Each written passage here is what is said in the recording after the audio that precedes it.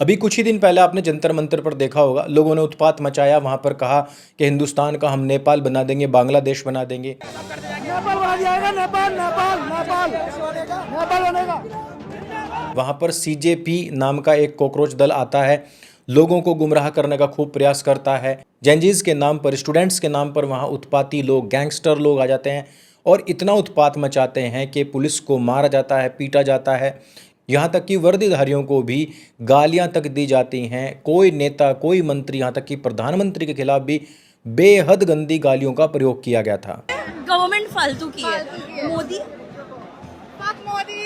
इस्तीफा मिलेगा, रेजिग्नेशन देंगे धर्मेंद्र प्रधान या नहीं? ऑनेस्टली जब तक मोदी है मुझे तो नहीं लगता तब तक मिलेगा। मैं तो चाहती हूँ मोदी को भी गोली मार दो, सही में मैं तो मार भी दूँ। Everybody wants to bring our religion or anybody's religion, but it's just Modi loves to do Jai Shri Ram in every, political agendas और उसके जय श्री राम पे ही चल रहे हैं।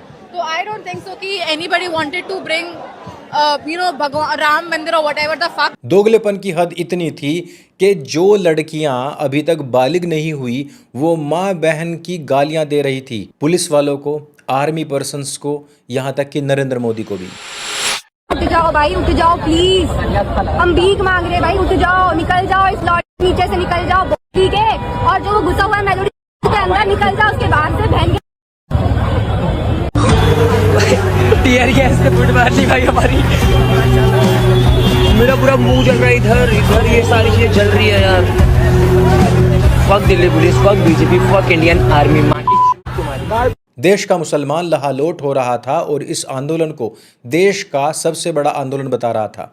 यहाँ पर मुसलमानों ने अपने दिल खोल दिए और लोगों को बिरयानी खिलाने के लिए सुबह शाम दोपहर तीनों टाइम ट्रक भर भर करके बिरयानी के आया करते थे, बिस्लेरी की बोतल आया करती थी और इस आंदोलन को खूब पोषित किया गया। वहां लोगों को भेजा गया ताकि सब लोग मिल करके स्टूडेंट वेलफेयर को रखें साइड में और केवल वहां पर गाली गलौज की जा सके। इसके बाद में हमने देखा था कि आंदोलन और उग्र रूप लेता है और दीवारें उखाड़ी जाती हैं, सड़कें उखाड़ी जाती हैं, ईंट पत्थर इकट्ठे किए जाते हैं और पुलिस वालों को खूब मारा जाता है।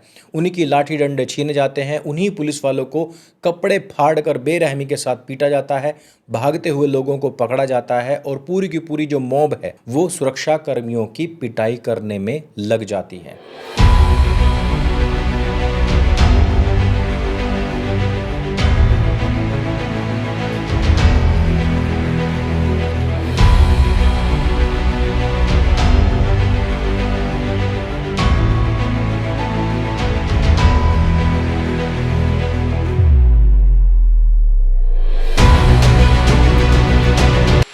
दिल्ली को एक बार फिर से जलाने का प्लान बनाया जाता है और वहीं पर बहुत सारे लोग कहते हैं कि भाई इस बार हमें नेपाल बना करके ही छोड़ना है। जो भी 6 तारीख को आ रहा है ना एयरपोर्ट और दिल्ली जंतर मंतर प्रोटेस्ट के लिए ना भाई, एक रिक्वेस्ट, अगर अभिजीत दीपके को इमिग्रेशन ने रोका वहाँ पे तो भाई एयरपोर्ट पे हंगामा शुरू होगा। और दूसरी चीज की अपनी सेफ्टी के लिए ना कुछ चीजें खरीद लेना भाई, जैसे पेपर स्प्रे हो गया, डंडे वंडे हो गया, जो भी है, क्योंकि अगर पुलिस ने हाथ छोड़ा ना, लाठी चार्ज या फिर पानी वानी फेंका तो वो उस चीज के लिए काम आएगा। तो भाई इस बार ना अगर जो भी है हम आर पार करके जाएंगे, क्योंकि भाई बहुत चलिए हमने, बनेगा नेपाल बनेगा। हिंदुस्तान की वो मुसलमान अवाम बहुत ज़्यादा खुश हो गई थी इस आंदोलन से। इसको ऑन द स्पॉट जाकर के प्रेज कर रहे थे सारे पत्रकार कि भाई ये आंदोलन जो है ना, ये इस सरकार को उखाड़ करके फेंक देगा। और मुसलमान खुश हों भी क्यों ना कि भाई शाहीन बाग से लेकर के किसान आंदोलन या उसके बाद में होने वाले हर एक आंदोलन को इन लोगों ने पोषित किया है। हर एक आंदोलन में ये लोग बैक में रहे हैं और इस बार हिंदुस्तान का जेनजीज ने नेपाल की सत्ता को उखाड़कर बालिन शाह को प्रधानमंत्री बनाया था। ठीक इसी प्रकार से यहाँ पर भी नरेंद्र मोदी को उखाड़ देंगे, घर से भगा देंगे, उसको जान बचाकर भागना पड़ जाएगा। इस तरीके के बयानबाजी करते हुए इन लोगों ने एड़ी चोटी तक के जोर लगा लिए थे। लेकिन अंत में होता क्या है, प्रधानमंत्री नरेंद्र मोदी इंस्टाग्राम पर लाइव आ जाते हैं, सारे युवा उनके साथ में जुड़ जाते हैं, उनके फॉलोअर्स भी बढ़ जाते हैं। कुछ ही दिनों के बाद में वो संसद में अपना बिल लेकर के आते हैं और कहते हैं कि भाई जो सारी की सारी पार्टियां स्टूडेंट्स के लिए परेशान हो रही थी वो सब के सब आओ इस बिल के सपोर्ट में। लेकिन पूरा का पूरा विपक्ष बिखर जाता है और वो बायकॉट कर देता है कि हम इस बिल के सपोर्ट में नहीं आएंगे। यहीं से हमें पता लग जाता है कि इस बिल के सपोर्ट में कितने लोग थे और कितने नहीं थे। इसके अलावा भारत के अलग अलग राज्यों में भी इसी प्रकार से स्टूडेंट प्रोटेस्ट कर रहे हैं, लेकिन उनके सपोर्ट में कोई भी नहीं जा रहा है। झारखंड में स्टूडेंट्स प्रोटेस्ट कर रहे हैं, बारिश हो रही है तो उनके पास में सही से आसरा भी नहीं है। लोग बिस्किट खा करके काम चला रहे हैं, चने खा करके काम चला रहे हैं, कोई स्विगी, कोई जोमेटो, कोई दीपके, कोई सौरभ दास या फिर कोई केजरीवाल, राहुल गांधी, कोई वहां पर उनको सपोर्ट देने नहीं जा रहा है। पेपर वहां भी लीक हुआ था, लेकिन वहां का युवा लगा हुआ है। क्या हिंदुस्तान का मुसलमान हिंदुस्तान को नेपाल बना पाया? जवाब है नहीं। लेकिन वो नेपाल जिसके मॉड्यूल पर चल करके हिंदुस्तान का मुसलमान हिंदुस्तान को नेपाल बनाना चाहता था, उस नेपाल में मुसलमानों के साथ में क्या हो रहा है, इस बात के ऊपर गौर करना अत्यंत आवश्यक हो जाता है। जहां एक तरफ हिंदुस्तान का मुसलमान हिंदुस्तान को नेपाल बनाने की धमकी दे रहा था, वहीं पर नेपाल का हिंदू इस समय पर नेपाल के मुसलमानों को नेपाल छोड़ने की धमकी दे रहा है।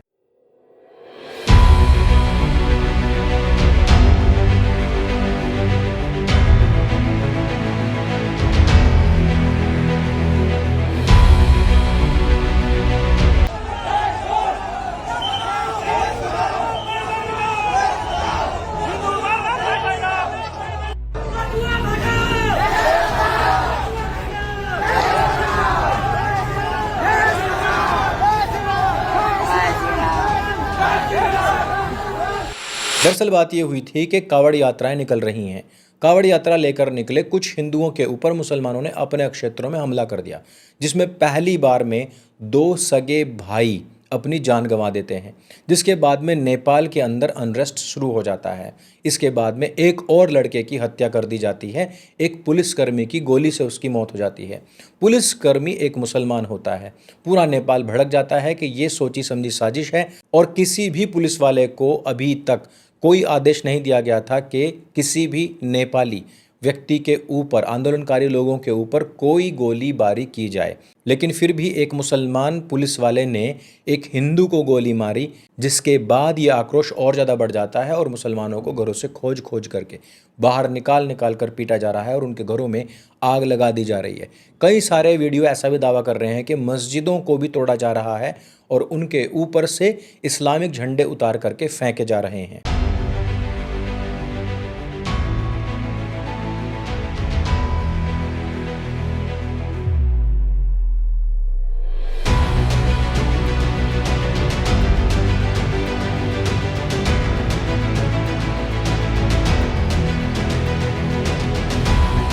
सवाल यहाँ पर यह बनता है कि जो हिंदुस्तान का मुसलमान अभी तक नेपाल को आदर्श मान रहा था, उनके जैनजीज को आदर्श मान रहा था, क्या वो अभी भी नेपाल को आदर्श मानते हुए उसी प्रकार की बातें करेगा?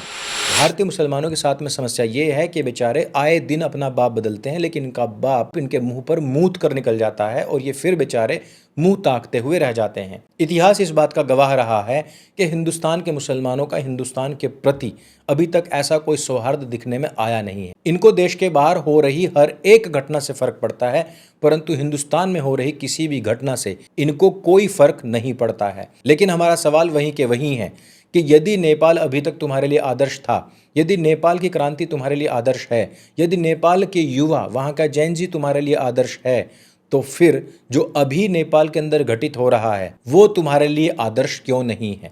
अभी आप देखना, अभी तक नेपाल को अपना माई बाप बताने वाले ये भारतीय मुसलमान कुछ ही दिनों के बाद जैसे ही नेपाल के अंदर कोई बाढ़ आ जाएगी, एक आध आदमी उसमें बह जाएगा, या कोई भूस्खलन या फिर कोई भूकंप आ जाएगा, एक आध घर उसमें धंस जाएगा, तुरंत ही अपने बाप को गाली देने लग जाएंगे और कहेंगे कि देखो वहाँ पर मुसलमानों के साथ में अत्याचार हुआ था, इसीलिए वहाँ पर भूकंप में एक आदमी मारा गया है, एक आदमी का घर धंस गया है, देख लो इसी कारण से वहाँ पर बाढ़ आई है। भले उसमें कोई हताहत नहीं हुआ है, लेकिन भाई बाढ़ तो आई ही है ना। और इसी तरीके का लॉजिक जब आप देंगे कि फिर सीरिया, ईरान, इराक में जो हो रहा है वो किसकी वजह से हो रहा है, तब यही लोग आपको इस्लामोफोबिक बताकर नमाज का वक्त हो गया है कहकर निकल जाएंगे। भारत को नेपाल बनाने वाले लोगों के सामने नेपाल ने एक बहुत बड़ा आदर्श प्रस्तुत कर दिया है। इस पूरे के पूरे विषय पर आपका क्या कहना है, हमें नीचे कमेंट करके अवश्य बताइएगा और हमारे इस चैनल को सब्सक्राइब करना ना भूलिए। और मुसलमानों के इसी मॉडस ऑपरेंडी को यदि आप ढंग से समझना चाहते हैं तो हमारी पुस्तक ढाई मोर्चे का चक्रव्यूह अवश्य पढ़ें, जिसके ऊपर हम दूसरी पुस्तक पूरी तरीके से निःशुल्क दे रहे हैं और साथ ही साथ डिलीवरी भी फ्री है। मेरे संग बोली सत्य सनातन वैदिक धर्म की जय। कृण्वन्तो विश्वमार्यम।